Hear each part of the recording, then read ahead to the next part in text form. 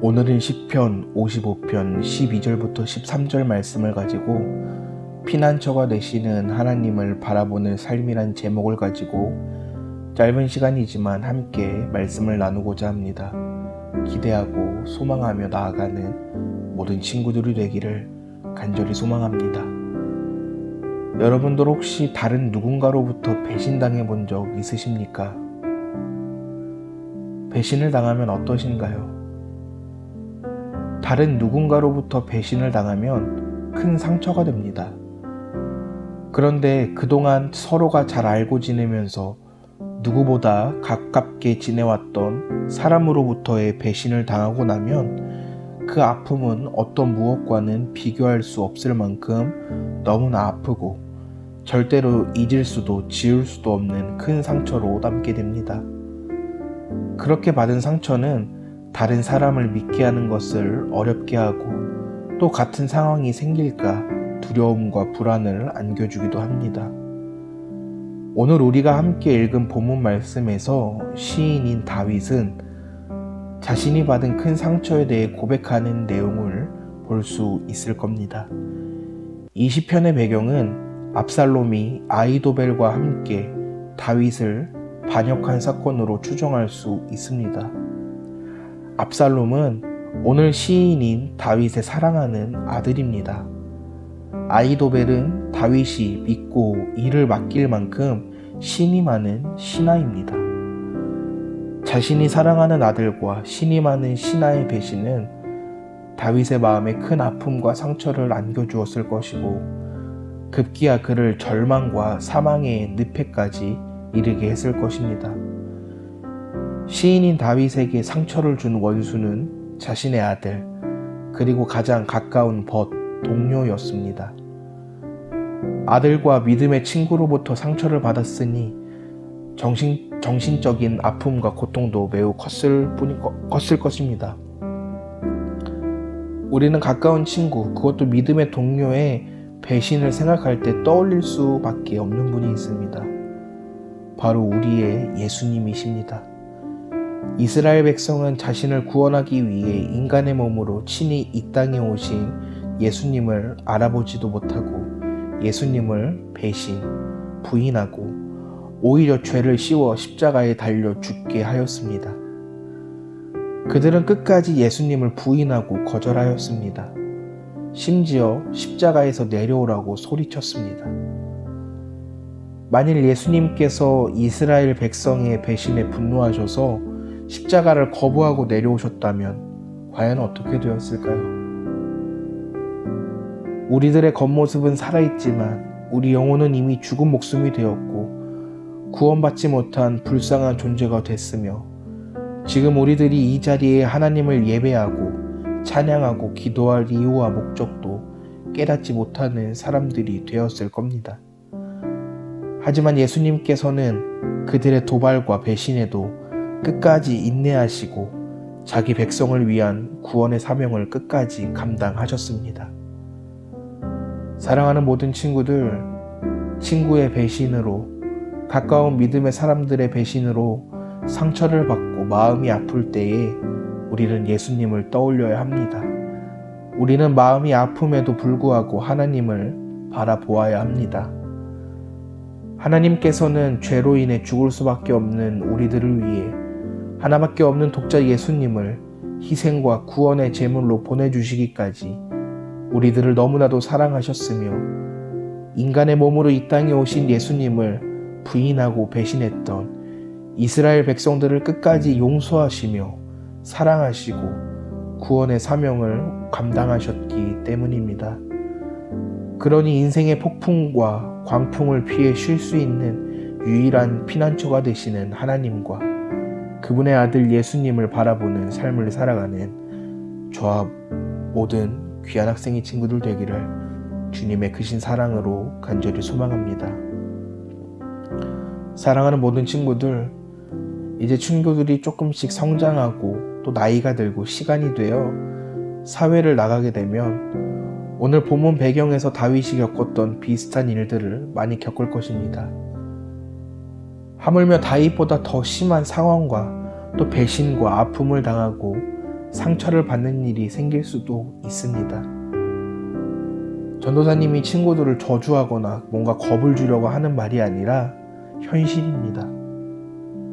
눈물이 마르지 않을 날들이 자주 오기도 하고 억울하고 괴로워 발버둥 치는 날들도 많을 것이고 온갖 좋지 않는 생각과 행동을 계획하고 좋지 않는 말들을 내뱉으려고 하며 어떻게 사람이 저럴 수가 있을까 하는 사람들도 만나게 되며 무엇보다 그렇게 가까운 친구, 믿음의 형제 자매들이라고 하는 사람들, 정말 이 사람만큼은 절대 아닐 거야.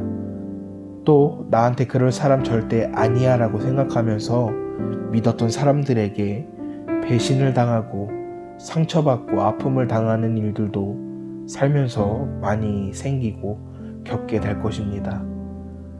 아무리 나랑 가깝게 지내고 친하게 지내고 절대 안 그럴 것 같은 사람도 마음을 바꿔서 여러분들을 배신하는 것은 한순간입니다. 그러나 많은 배신을 당해 상처를 받고 아픔을 겪을 때에 그럴 때마다 오늘 말씀을 꼭 기억하는 친구들이 될 수 있기를 간절히 소망합니다.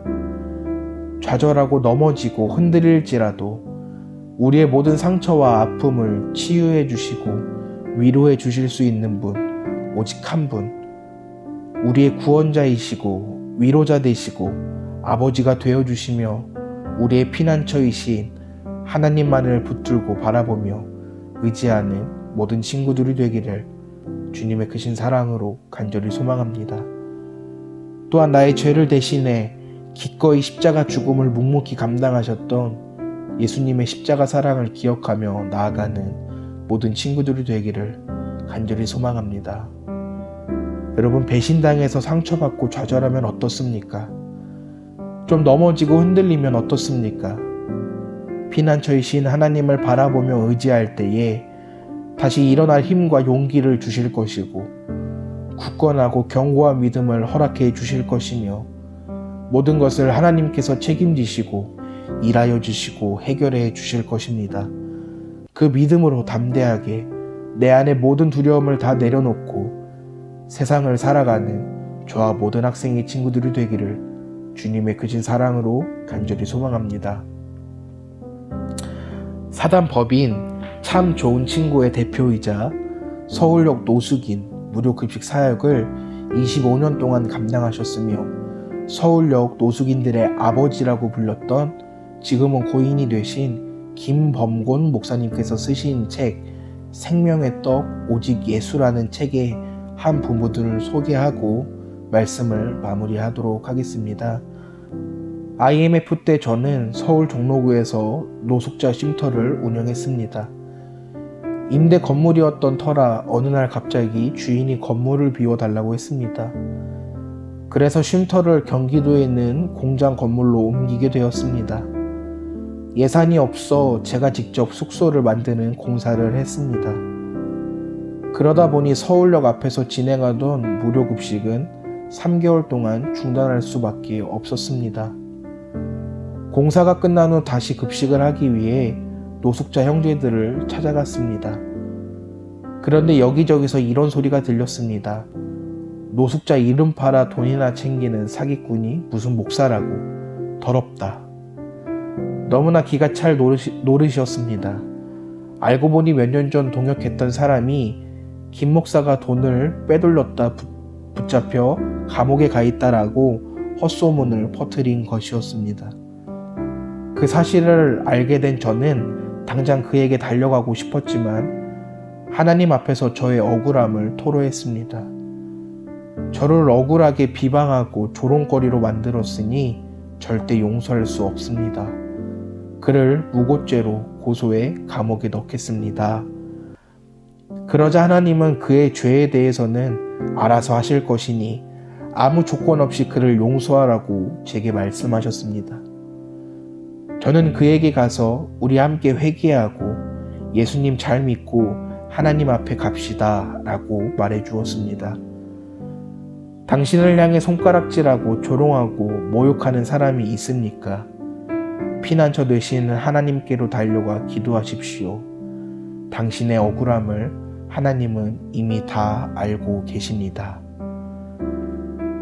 사랑하는 모든 친구들, 김범곤 목사님께서도 귀한 사역을 하시면서 우리가 방금 들었던 책의 내용과 같이 억울하고 답답하고 용서할 수 없는 일들을 겪으면서도 피난처 되신 하나님께 달려가 기도하셨습니다.